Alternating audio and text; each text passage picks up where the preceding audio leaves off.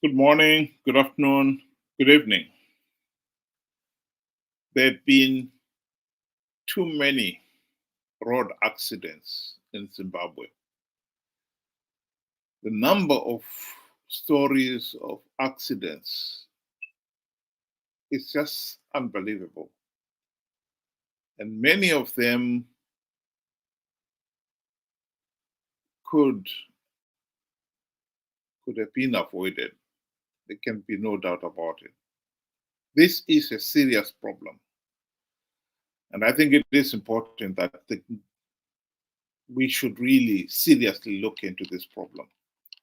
Benjamin, what do you think? Good day to you and good day to all our viewers. I agree with you. I mean, it's now getting out of hand. It's every time you open, the papers, you hear the sad story that, there are victims that have paid, he- all over. It's just all over the countryside now. It's on a day-to-day basis, and it's quite sad. It's alarming, and we should speak about this, and it should be addressed. Whoever, if it's the Ministry of Transport, they need to look into it. But I mean, there are a lot of factors that we need to look that are actually causing this.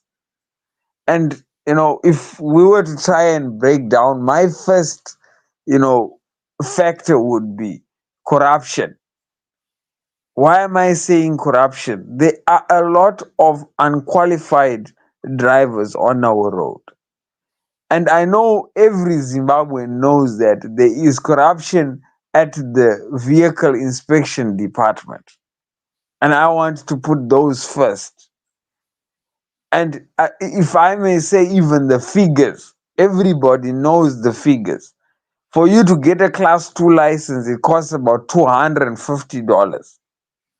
For you to get a class 4 license, you need at least $150. I'm not sure about buses. I mean, look, you are risking the livelihood of, breadwinners, family members, so that you yourself can only pocket the $250. You know, Eh, there are a lot of unqualified drivers. Well, one of the other causes of the accidents is the sorry state of our roads. Let's just listen to this video clip. Road that the Zambian government do not want the world to see.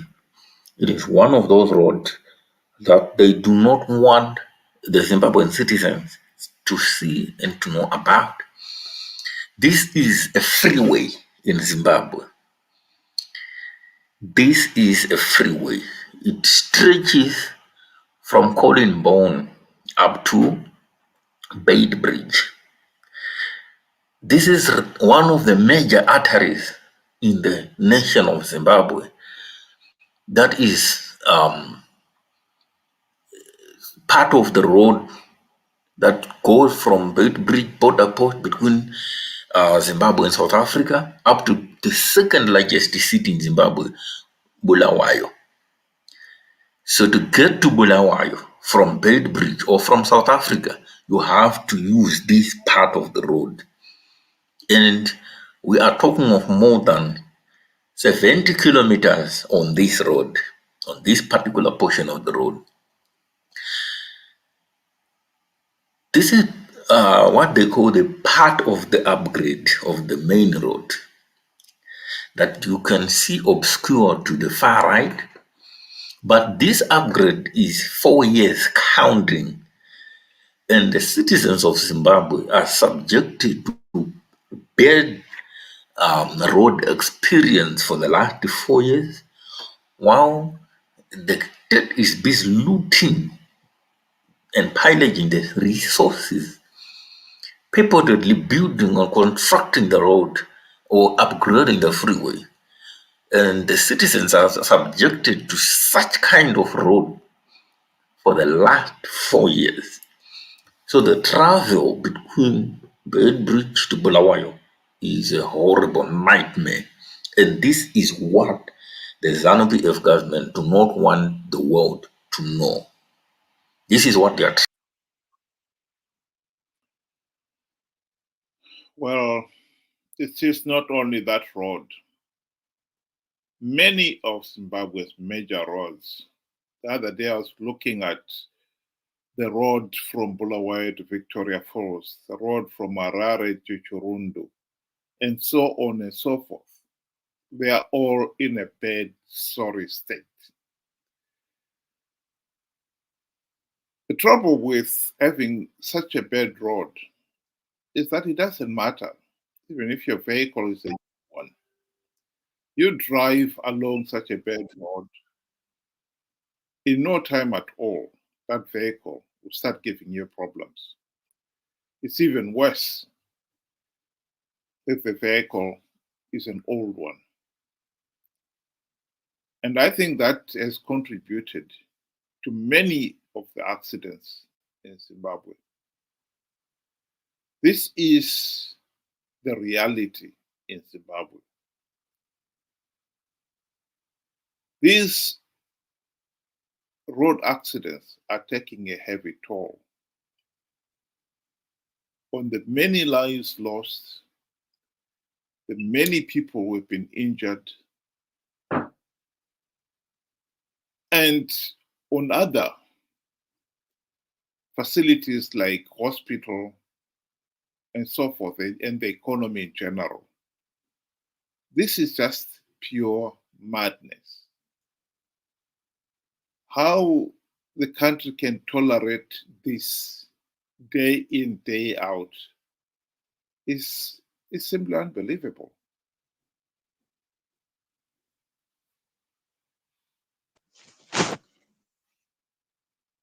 It's going nowhere fast. I mean, the more I try to look at how we can possibly address this, the more of a challenge I can see. Because, I mean, you could say, one would advise to say, we should put the police to try and, control the speed at which people travel and and so forth. And, to monitor traffic at least, and to see that the buses are not overloaded and stuff like that. But you look at it, the police are equally just as corrupt. They taking bribes at every turn and corner. Government has neglected these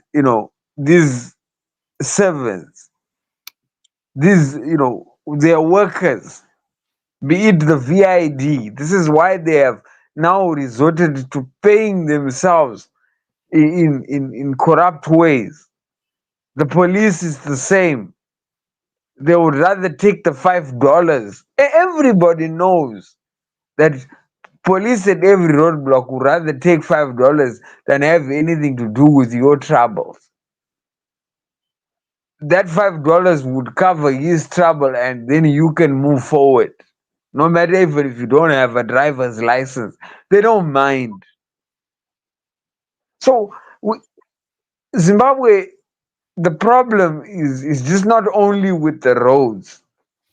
It's got to do with how the country is being run. There's so many things that are there. On normal circumstances, a road is supposed to be resurfaced at least every 20 years. On normal, if you do a good job.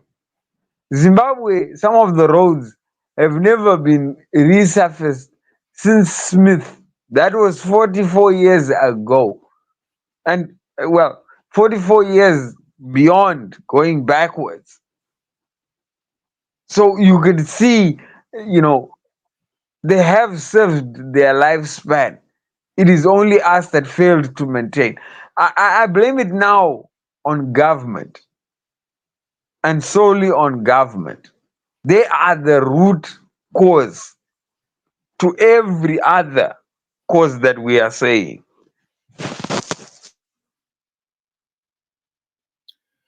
I have to agree with you there that the only meaningful change in Zimbabwe to reduce these road accidents has to come through meaningful political change.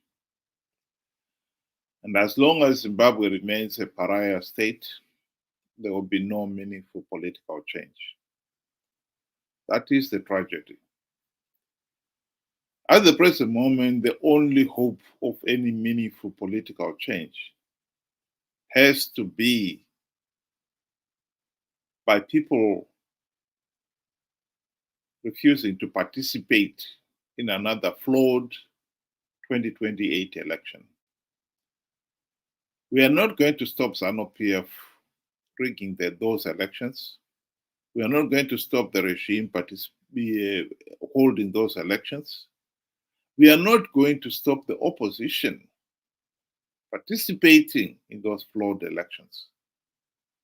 Indeed, the opposition is already gearing to start their campaign, in which the main thrust will be to tell the people that this time the opposition will win big because they, the opposition, have developed strategies of winning rigged elections. Just another lie. The solution here is that the people themselves have got to wake up to that reality that they are being conned. There is no such thing as a strategy of winning rigged elections.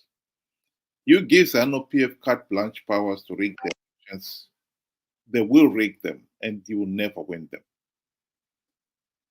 The most important thing to do now is to insist that elections should be free, fair, and credible. Many international observers have condemned Zimbabwe's elections because they are not free, fair, and credible. SADC and the AU joined the international community in condemning Zimbabwean elections.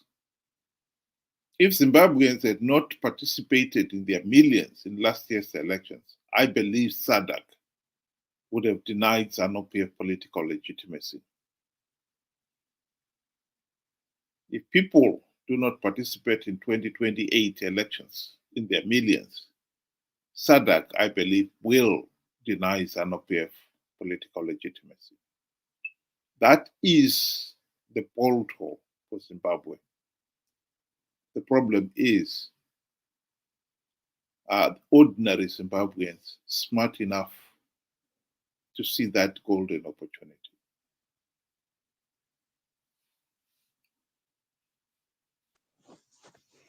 In conclusion, I would say, the problem with Zimbabwe is that, the current government that we have is not for the people and it's not by the people. So they really don't care what happens to the people in the end.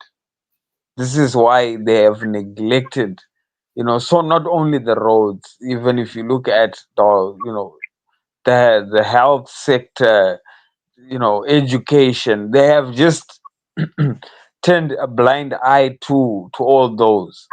You know, what like you said, I should agree with you to say, you know, what we need is meaningful change, not just any Tom, Dick, and Harry that will just stand up and say, we are going to change this. We should not be that naive. Some people are just wolves in sheep's clothing.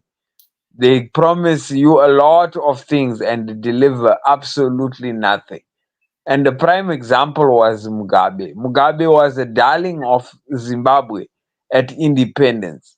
Years later, he crumbled everything. So we should not be caught doing the same mistake again, replacing Mugabe with ED and replacing ED with another fool. We need to start, wising up, you know, taking time to think of the right candidate and, who will take us to the destination that we want. Zimbabwe was bound to be the next Singapore. it can still be the next Singapore. But it starts with us making the right decisions from now, not from 2028. A decision is not made in the ballot box. A decision is made way, way ahead of time. Thank you. Thank you very much for those of you who were able to join us, and have a good evening.